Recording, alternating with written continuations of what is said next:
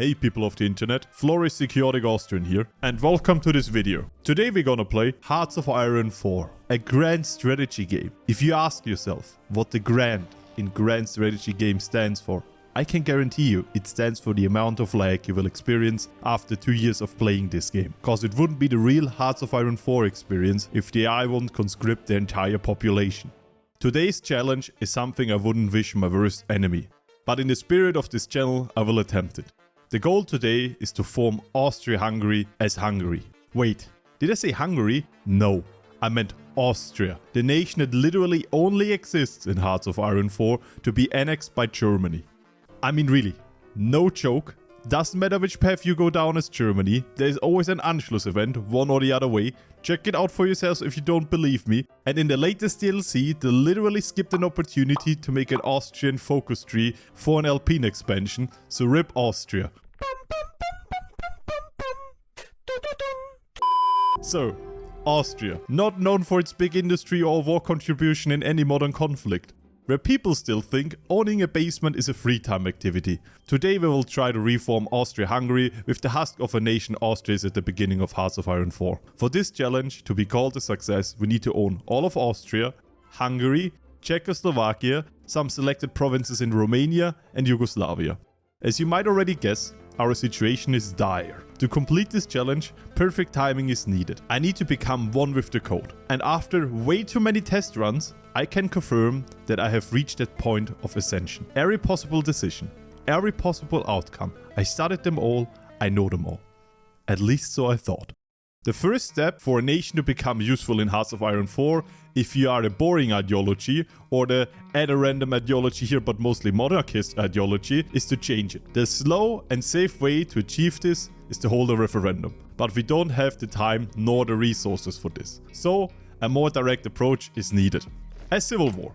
After the outbreak of the Civil War, the utmost prestigious division for the newly reformed Austrian army has been created. I would even go as far and say that all members of the Austrian army at this point were Chads. This might sound like a more time-consuming method of changing ideology, but trust me, with the right preparations, a civil war in Hearts of Iron 4 is just like a morning stroll through your own backyard. After a successfully won civil war, a war against the Hungarians was inevitable. After being so successful in the civil war, the Chad division has been retired. In preparations for the upcoming defense of Austrian land, where we were with 120% certainty the victim, I built strategic bunkers along the border. After the war has been declared, we asked our weapons dealer of choice if we could get a free trial for new military equipment. After convincing the Italians that our war is just and we're certainly the victim here, they were willing to give us more guns than I could ever ask for. This allowed the nation of Austria to change the gun production to 0. Please, Paradox, never change that. I get all my guns and 50% of my runs from Italy. After the Hungarians were done running against the bunker lines, I decided the time for the counteroffensive has come. And with the new guns now in our hands, it was a swift victory with lots of encirclements. We decided to be polite to our new Hungarian friends and made them our involuntarily new best friend, who has the privilege to fund our upcoming war efforts. The next war is where the real sweaty gamer moments begin. Perfect timing was of the essence. Win too early and Germany will demand the Sudetenland off of us. I learned that the hard way. I get the event. Win too late and the Germans already have the Sudetenland. There's only a small window of opportunity which allows for a guaranteed 100% control over Czechoslovakia. Hard to achieve, but not impossible. Step 1 was similar to the Hungarian war. Let them attack us to weaken their armies, while we rebuild our army. I even granted the construction of the famous 7-2 division, an expensive but needed extension to our armed forces. After the AI was done running against our wall of armies, I decided the time for our offensive has come. Pushing into every state that is weakened and capturing every important supply hub and airport along the way. Because you know what they say, a plane without an airport is just a very expensive car. After losing most of the Allied air support, the victory was assured. But as already said, we had to wait. Winning too fast would still mean certain defeat. After the Germans declared the war, we quickly dismantled our faction to join the Axis and pretended to be their new best friends. A friendship that we will surely exploit in the future. After not at all stressful win against the Czechoslovakian nation... run over. In order to capitulate, the problem is I don't get the Sudetenland. Baby! I don't know what happened. Maybe all the stars aligned, but I got the Sudetenland. Okay, okay. Remember when I said the run's over? No, it just begun. Let's go. Okay, we prepared our war against the Romanians. As you might have already noticed, not too much time has passed yet. We are currently in the year 1938. As I told you, this run is about timing. There's not a lot of time to be spent, so a quick win against the Romanians was necessary. After a few complications, the Romanians were kind enough to hand over all of their land to us. Okay, we got it. Good. We got all of Romania. All wars so far went one or the other way well. But of course, no Hearts of Iron 4 challenge is complete without a late game crisis that will make you question if you have to play this entire campaign again. And this brings me to the Yugoslavian war. This war was certainly to Austria what Vietnam was to France, or Vietnam was to the United States, or Vietnam was to China. Man, a lot of nations tried to invade Vietnam.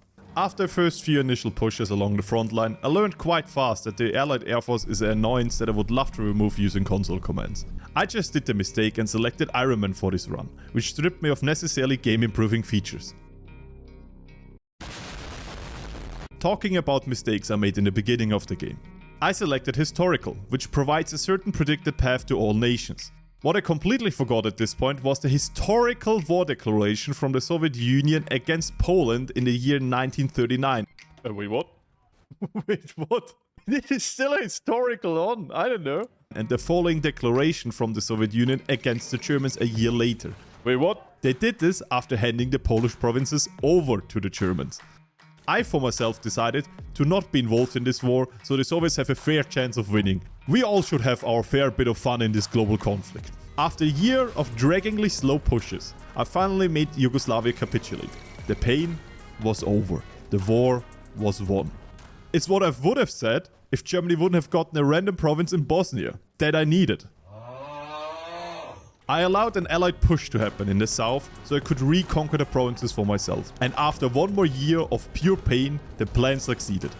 Following that, I annexed Hungary, reconquered the province and clicked the decision. Austria-Hungary has been united again. This was met with so much overall support that all rebel groups decided to lay down their guns and join the Austro-Hungarian army. Our manpower went from nothing to nearly 7 million. 7 million manpower now.